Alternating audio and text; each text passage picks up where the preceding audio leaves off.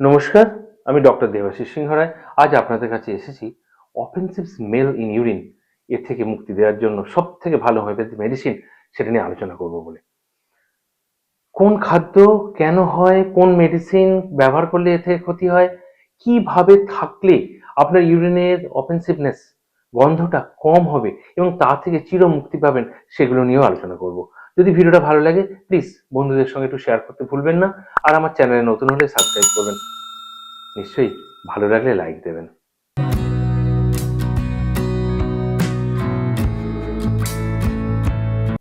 দেখুন, আজকে বলবো ইউরিনে অফেন্সিভ স্মেল ইন ইউরিন, গন্ধ, খুব দুর্গন্ধযুক্ত ইউরিন প্রথমেই জানা দরকার কেন হয়। খুব কমন কিছু কারণ আছে, যেমন হচ্ছে ডিহাইড্রেশন। আপনি সারাদিন প্রচুর পরিশ্রম করেছেন, ঘুরেছেন, জল আপনার ঠিকঠাক খাওয়া হয়নি, প্রচুর ঘাম হয়েছে, আপনার ইউরিনের কনসেন্ট্রেশনটা বেড়ে গেছে, তার ফলে ইউরিনে একটা অফেন্সিভনেস, যে বাথরুমটা হচ্ছে তাতে একটা বিভৎস বিচ্ছিরি গন্ধ, একটা উগ্র গন্ধ। এখানে অ্যামোনিয়া লেভেলটা বেড়ে যাওয়ার জন্য এই ধরনের গন্ধ দেখবে। ডিহাইড্রেশন, পরিশ্রম করলে ঘাম বেরোলে আপনাকে সেই পরিমাণ মতো কিন্তু জল খেতেই হবে, পান করতেই হবে। এটা মনে রাখা দরকার। কিছু কিছু ফুড আছে জানেন, যেগুলো খুব বেশি যদি আপনি ব্যবহার করেন, যেমন রসুন, পেঁয়াজ, কফি। প্রচুর মানুষ যারা খুব প্রচুর কফি খায় তাদের কিন্তু ইউরিনে এরকম একটা অফেন্সিভনেস দেখতে পাওয়া যায়। বিয়ার, অ্যালকোহল এগুলো খেলেও কিন্তু একটা ইউরিনের মধ্যে দুর্গন্ধযুক্ত ইউরিন তারা পাস করে। মেডিসিন, কিছু কিছু মেডিসিন আছে, মেডিসিন সাপ্লিমেন্ট, ফুড সাপ্লিমেন্ট আছে, যেরকম ধরুন ভিটামিন বি খুব বেশি যদি ব্যবহার করে যারা, তাদের মধ্যেও কিন্তু ইউরিনে এই অফেন্সিভনেস দেখতে পাওয়া যায়। মেডিসিনের কথা বললে ডায়াবেটিসের যেসব মেডিসিনগুলো রয়েছে তা কিন্তু তার ফলে ইউরিনটা অনেক সময়তেই কিন্তু দুর্গন্ধযুক্ত হয়। একটা তো ডায়াবেটিসটা তো একটা ফ্যাক্টর, প্লাস তার জন্য ব্যবহারের জন্য যে ওষুধগুলো ব্যবহার হয় তারও সাইড এফেক্ট হিসাবে একটা দুর্গন্ধযুক্ত ইউরিন কিন্তু প্রায় হয়ে থাকে। কিছু কিছু অ্যান্টিবায়োটিক যেগুলো ব্যবহার করলে ইউরিনে স্মেল আসবেই, দুর্গন্ধ আসবেই। কিডনি ডিজিজ থাকলে, বা প্রস্টেট যদি কারোর এনলার্জ থাকে, বয়স্ক লোকেদের প্রস্টেট হয়তো এনলার্জ হয়ে আছে, ফলে সেখানে ইনফেকশন হয়েছে।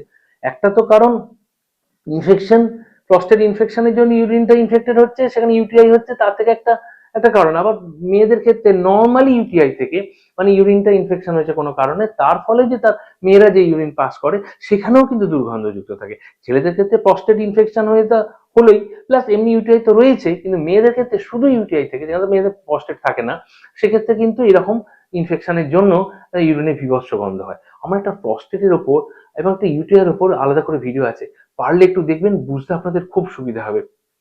প্রস্টেট একটা ফ্যাক্টর। আবার ইউটিআই এর জন্য ব্যবহার করে যে অ্যান্টিবায়োটিক, মানে যেটা ব্যবহার করে আপনি ইউটিআইটাকে কমানোর চেষ্টা করবেন, ইউরিনারি ট্র্যাক্ট ইনফেকশন, তার ফলেও কিন্তু দেখা যায় ইউরিনে অফেন্সিভনেস আসছে। মানে একটাতে ইনফেকশন হলেও প্রবলেম, তার জন্য ব্যবহার ব্যবহার হয়েছে যেসব ওষুধগুলো, তার জন্য আবার ইনফেকশন হয়ে সেই তার জন্য আবার কন্ট্রোল, ইউরিন ইনফেকশন কন্ট্রোলের জন্য যে অ্যান্টিবায়োটিক, তার থেকেও গন্ধ। চেষ্টা করতে হবে এই সব খাবারগুলোকে বর্জন করা, কফি, বিয়ার, অ্যালকোহল এগুলো থেকে দূরে থাকা। খুব উগ্র খাবার, যে খুব বেশি পরিমাণে রসুন, পেঁয়াজ না খাই ভালো। আর জলটা পর্যাপ্ত পরিমাণে, একদম নির্দিষ্ট নিয়ম অনুযায়ী খাওয়া দরকার। প্রমাণ মানুষের ক্ষেত্রে ধরুন 3 থেকে 3.5 লিটার, যদি কোনো ডিজিজ কন্ডিশন না থাকে খাওয়া উচিত। দেখুন, লিভার প্রবলেম থাকলেও ইনফেকশন, ইউরিনে গন্ধ হতে পারে। আবার তার মানে এই নয় যে ইউরিনে গন্ধ হচ্ছে মানে তার লিভার প্রবলেম, এটা যেন ভাববেন না। হ্যাঁ, কিছু মেডিসিন আছে জানেন তো, সেগুলো তো বললাম। হোমিওপ্যাথি মেডিসিনের কথা বলবো, যেগুলো খেলে এ থেকে মুক্তি পাওয়া যায়। দেখবেন বাচ্চাটা বিছানায় যদি বাথরুম করে ফেলে, সেই ঘরটা গন্ধ হয়ে যাচ্ছে, কেউ সেখানে যেতে পারছে না। সিপিয়া, সিপিয়ার বাথরুমের গন্ধটা, ইউরিনের গন্ধটা এত ঝাঁঝালো, এত উগ্র, যে একটা বাচ্চা শিশুও যদি বিছানায় বাথরুম করে ফেলে, বা ডাইপারটা যদি ঠিকঠাক সময় পরিবর্তন না করে, ঘরের কোণে খুলে রেখেছেন, পরে বা সেটাকে ডাস্টবিনে ফেলবেন, যদি একটু লেট হয়ে যায়, বাস আর দেখতে হবে না। আয়োডিনাম, আয়োডিনামের এই নেচারটা খুব আছে। যদি একটু ইউরিনটা পড়ে থাকে, তার তার গন্ধটা আরো অনেক বেড়ে যায়, সে বয়স্কর হোক, বাচ্চারই হোক, বা মধ্যবয়স্কের হোক। কোনো কারণে যে বাচ্চাদের ডাইভারটা চেঞ্জ করতে লেট হয়ে গেছে, একটা বয়স্ক লোক, অনেক বয়স্ক, তিনি হয়তো তার পরিধানের কাপড়টা একটু বাথরুম হয়ে গেছে, কোনো কারণে সেটাকে সঙ্গে সঙ্গে সেটাকে ধোয়া হয়নি, একটু রাখা হয়ে গেছে, তার থেকে যে স্মেলটা আয়োডিনামের মধ্যে, এটা ভীষণ ভাবে দেখা যায়, বিভৎস গন্ধ হয়ে যায়। সিপিআর পেশেন্ট, বাচ্চাটা শুয়ে আছে বিছানায়, বাথরুম করে ফেলেছে, সেই ঘরে ঢোকা মুশকিল হয়ে যায়। সিপিআর পেশেন্ট, বাচ্চা হোক, বয়স্ক হোক, বা ভদ্রমহিলা, যে কোনো কারণে তাদের বাথরুমে কিন্তু বিভৎস একটা তীব্র দুর্গন্ধ থাকে, তীব্র দুর্গন্ধ। আসা যাক বেঞ্জুইক অ্যাসিড বেঞ্জুইকের কথা। এত দুর্গন্ধ, ঝাঁঝালো, তীব্র ঝাঁঝালো দুর্গন্ধ, থাকতে পারে যায় না। তার সঙ্গে যদি গাঁটে গাঁটে ব্যথা থাকে, গাউট থাকে, বেঞ্জুইক অ্যাসিড খুব ভালো। বেঞ্জুইক অ্যাসিড পেশেন্ট কিন্তু খুব রাগী হয়, চিৎকার করে, একটুতেই ইরিটেবল। অ্যাসিড গ্রুপের নেচারটাই এরকম, যদিও যেমন নাইট্রিক অ্যাসিড, পরে যদি আপনি ভাবেন নাইট্রিক অ্যাসিডের কথা, নাইট্রিক অ্যাসিড পেশেন্টের গন্ধটা ইউরিনের এত উগ্র, ঘোড়ার ইউরিনের মতো, মানে ঘোড়ার যে বাথরুম বা প্রস্রাবের মতো এত তীব্র গন্ধযুক্ত, পাশ দিয়ে আপনি যেতে পারবেন না। বাথরুম যদি কোনো কারণে খোলা রয়ে গেছে বা কোনো কারণে ঠিক মতো জল দেওয়া হয়নি, আর একদম নাইট্রিক অ্যাসিডের পেশেন্টের যদি ইউরিনটা হয়ে থাকে, বাপরে, সে বাথরুমের পাশ দিয়ে কেউ যেতে পারবে না, বাড়িতে হইচে পড়ে যাবে, আরে তাড়াতাড়ি জল দাও বাথরুমে, বাথরুমটা তাড়াতাড়ি বন্ধ করো। নাইট্রিক অ্যাসিড একদম ঘোড়ার বাথরুমের মতো তীব্র গন্ধ, নাক জ্বালা জ্বালা করবে, এত দুর্গন্ধ থাকে। কারো আবার রসুনের যেরকম গন্ধ হয়, সেটা অদ্ভুত ব্যাপার। যেমন প্রত্যেকটা মানুষ আলাদা, তার প্রকৃতি আলাদা, তার নেচার আলাদা, তার স্বভাব আলাদা, তার সিমটম, ইউরিনের গন্ধের সিমটম আলাদা। রসুনের মতো গন্ধ, ইউরিনের রসুনের মতো গন্ধ, ক্যালকেরিয়াস। পেশেন্ট একটু মোটাসোটা, একটুতেই খুব চঞ্চল, একটুতে অ্যাংজাইটি খুব বেশি, হ্যাঁ, খুব সারাক্ষণ তার মনে হয় যেন মাথা গা হাতটা যেন জ্বালা জ্বালা করছে, ক্যালকেরিয়াস। এখানে এই ইউরিনের গন্ধটা রসুনের মতো, অদ্ভুত ব্যাপার। চিমোফিলিয়া বলে একটা মাদার টিনচার আছে, এর কথা বাদ দিলে হবে না। যাদের প্রস্টেটে ইনফেকশন হয়ে আছে, মানে প্রস্টেটাইটিস হয়ে আছে, বা প্রস্টেটটা বেড়ে আছে, তার ফলে যদি ইউরিন ইনফেকশন হয়, এই মাদার টিনচার খুব ভালো। চিমাফিলা মাদার টিনচার ভীষণ ভালো। 15 থেকে 20 মেডিসিনটা কিভাবে ব্যবহার করবেন সেই কথাটা।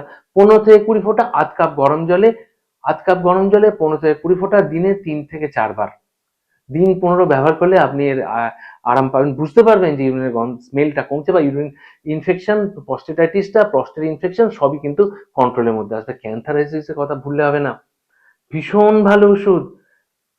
বাথরুমটা ভীষণ জ্বালা করে, বাথরুমের দুর্গন্ধ তো আছেই, তীব্র দুর্গন্ধ, তার সঙ্গে বাথরুমটা জ্বালা করে। ক্যান্থারিস 30 দিনে 3 বার। এই পোটেন্সি মেডিসিন গুলো সবসময় চেষ্টা করতে হবে অ্যাকিউট কেসে বারবার রিপিট করা, এবং স্মল, মানে 30 বা 6 বা 200 এর ওপরে যাওয়ার দরকার নেই, যেখানে রিপিটেশনটা বেশি করার দরকার হয়। পরে যদি দেখেন যে হ্যাঁ সত্যি আমার বেঞ্জুইক অ্যাসিড দিয়ে খুব ভালো কাজ হচ্ছে, তার গাউটটাও কমছে, তার ইউরিনের গন্ধটাও কমছে, তখন হায়ার ডাইলিউশনে যাবেন। একই কাজ কিন্তু সিপিআর ক্ষেত্রেও, একই কথা কিন্তু ক্যালকেরিয়াসের ক্ষেত্রেও। হ্যাঁ, আপনার জন্য যেটা সব থেকে ভালো মেডিসিন হবে, বা বন্ধু কারোর জন্য যদি মনে হয় কারোর ইউরিনে ভীষণ দুর্গন্ধ আছে, তাদের একটু আমার ভিডিওটা শেয়ার করুন, এবং দরকার মতো তাদের বলুন লোকাল ডাক্তারবাবুর সঙ্গে কথা বলতে, দরকার হলে আমার সঙ্গে কথা বলুন। বুধবার, বৃহস্পতিবার অথবা শনিবার সন্ধ্যেবেলা 7:30 থেকে 9:30 আমার মোবাইল নাম্বারে প্লিজ তার বয়স এবং নামটা লিখিয়ে রাখুন আগে থেকে, এবং এই টাইমটায় বুধ, বৃহস্পতি, শনি, এই 7:30 থেকে 9:30 প্লিজ আমাকে কল করুন।